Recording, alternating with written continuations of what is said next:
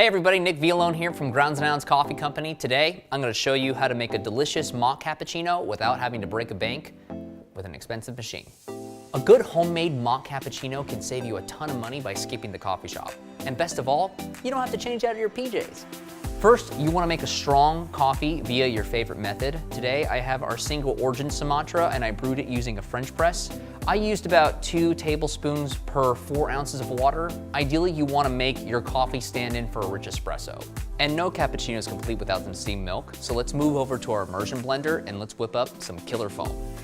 You're going to take your immersion blender, put it on the surface of the milk. This is going to take about 30 seconds to about a minute. All right, our milk is frothed and our French press is ready. Let's make the perfect mock cappuccino. First, I'm gonna pour my coffee and then my milk right after.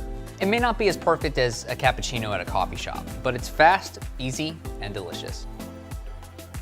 Once again, I'm Nick Vialone from Grounds and Hounds Coffee. Thanks again for joining us. We'll see you next time.